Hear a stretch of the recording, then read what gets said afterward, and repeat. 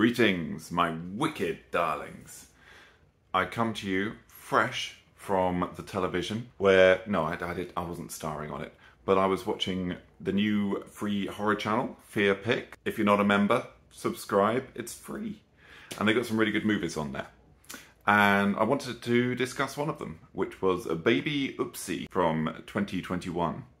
Now, the name did put me off a little bit because it sounded incredibly juvenile, but actually it turned out to be, I really enjoyed it.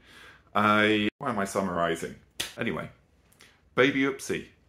It's a darkly comic horror that revolves all around the world of Pittman, who was phenomenally acted in this by Libby Higgins. She is a meek and mild doll collector turned into a bloodthirsty avenger, mostly via the medium of sitting in her car, but that's how I do justice personally. She leads a life of quiet despair, bullied by her stepmother and tormented by the locals, until she discovers a Baby Oopsie, a sinister doll that takes justice into its own tiny little hands. Don't know why I put on an Irish accent then. Glossing over that.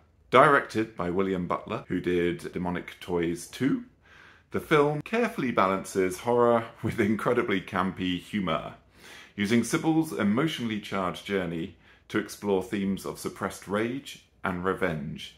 I don't want to ruin it with spoilers. Higgins delivers a wonderful performance as Sybil, bringing vulnerability to a character that's both sympathetic and deeply unsafe. I think Sybil has a lot of the thoughts that most of us have, and most of us doesn't act on them until she does, which is supported by Marilyn Bass and Lynn Acton McPherson. The cast really leans into a quirky B-movie style that I think it works for it. Baby Oopsie, it's got modest scares and the gore is cartoonish, but I really want to give a shit practical effects because I thought they were a lot of fun, even with the comedic way in which they were deployed. The effects are very low budget, saying that, so take that into account. But I think with the budget they had, it worked. It had a really good retro horror vibe. Overall, this movie it's really best suited for B-movie enthusiasts and someone looking for something a bit fun, a bit unconventional, or maybe if you're having a couple of beers. Certainly, the twisted narrative structure is incredibly easy to follow, so it's a lot of fun. But it's charming, it's a cathartic revenge tale, and I just think it's an excellent addition to FearPix's lineup. It's worth watching. Now, I really struggled when trying to come up with a rating.